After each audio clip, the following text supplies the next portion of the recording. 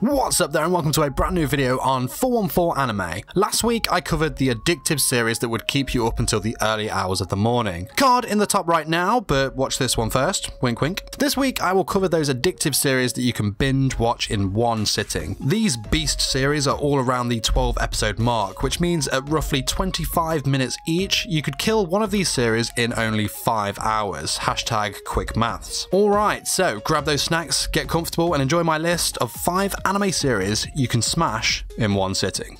First up on this week's list is Gabriel Dropout, and I am certainly sure that this is a series that many of us took down in one sitting. Gabriel is an angel that has just graduated and is ready to continue her study by living among the humans in their world so that she can become a full-fledged angel. Gabriel, who is top of their class, excels in living amongst the humans and acts the way you'd expect of an undercover angel in the human world, kind, true, and happy.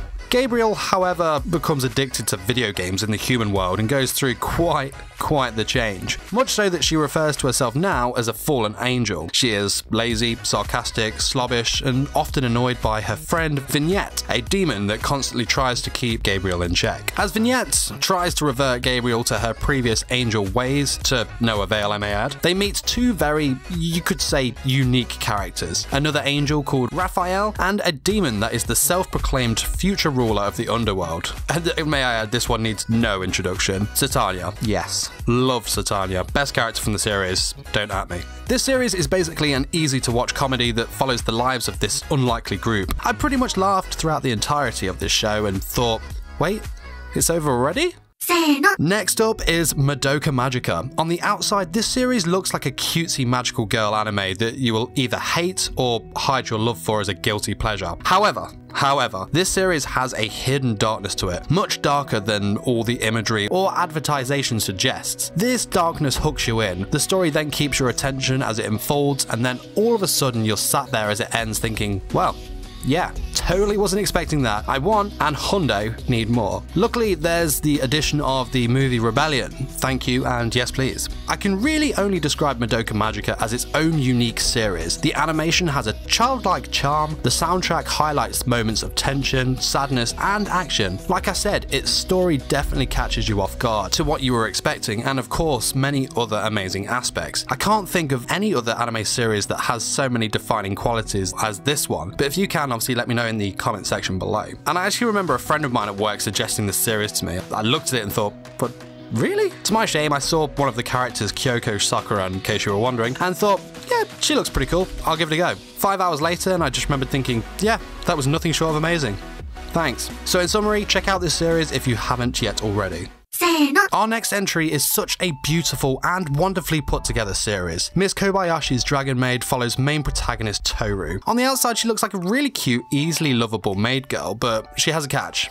She's actually a dragon. The series starts as Kobayashi is about to set off for work, just like any other normal day. She opens her front door to leave for her normal everyday programming job, only to be met by the face of a huge green European dragon staring intently at her. I know. Though this dragon immediately turns into a young, cute, energetic, and busty, I may add, wink wink, maid girl. So what happens is, it appears that Kobayashi had met the dragon in the mountains the previous night after a drunken night out. She befriended the dragon that had nowhere to go and offered this dragon a place at her apartment. Turns out, the dragon, who we now know as Toru, decided to turn up the next morning and take her up on the offer. Kobayashi decides to take her in, and in exchange, Toru offers to be Kobayashi's own personal maid and look after the housekeeping. Toru, being a dragon, of course, has powers that makes being a maid for Kobayashi very unique, and Toru's ways of doing things makes life for Kobayashi at times more troublesome than helpful, but Toru's heart is in the right place, of course. And as you go further through the series, there is much more to Toru's backstory, and we're introduced to new and very lovable characters along the way. This series had me clicking the next episode button after every single episode. Easy. Next up is the amazing Akashic Records of a Bastard Magical Instructor. I'll be honest, I almost gave up on this series after its first episode. For some reason, main protagonist Glenn Radars didn't stick with me, and I thought I'd rather not go through 13 episodes of this pure lazy nonsense. I was wrong. So, terribly wrong. Glenn Radars is someone I would now consider an absolute hero, complete badass and utter legend through and through. In fact, as far as teachers in anime go, he is way up high on my list of the greatest of all time. A list for the future maybe. So you'll be asking, what is this show about? Allow me to proceed. The Alzano Imperial Magic Academy is the most distinguished and prestigious magic schools the Alzano Empire has to offer. This school trains ambitious young students to become competent magicians. Best girl Sistine and her best friend Rumia are shocked when their favourite teacher retires and is replaced by the lazy and unambitious Glenn Radars, who seems to believe that magic is a complete waste of time. This of course doesn't put Glenn on a good basis with his new class. At the same time as this, hidden forces within the Empire start to become active, and then of course Glenn and his class are caught in the middle of their evil schemes. Albeit I was probably being a bit naive, or I was in a bad mood when I watched that first episode, but certainly from the second episode onwards I was well and truly addicted and smashed through the series in one sitting. And I don't know what it was that made me give the series another chance, though I won't lie, it was probably White Cat, aka Sistine. Oh yeah, I forgot to mention, she's a cat girl. Yeah, it was probably that. I've got no shame.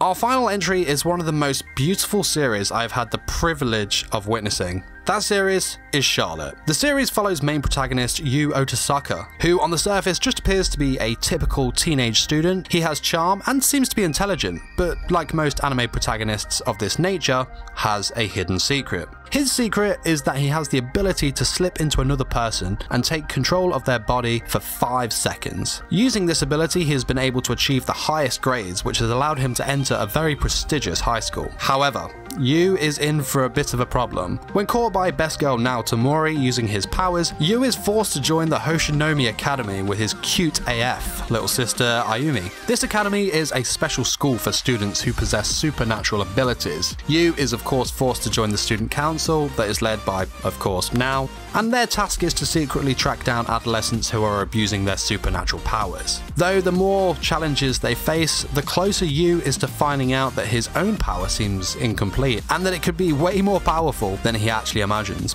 This series is written by Jun Maeda, who is the creator of classics such as Angel Beats and Clannad, so you can imagine based off that alone how well this story is put together and how it may end up tugging on those old heartstrings from time to time. So there were 5 anime series you can smash in one sitting. Let me know in the comments what series you have Detroit smashed through in one sitting, and I'm also thinking of making a part 2 for this, as I really did struggle to pick only 5 series. Let me know in the comments if you'd like to see another episode on this topic. Also, while you're there, don't forget to smash the like button if you enjoyed the videos. It really does help my videos reach a wider audience, and of course, subscribe for more anime-based content. Till next time, my fellow weebs, peace!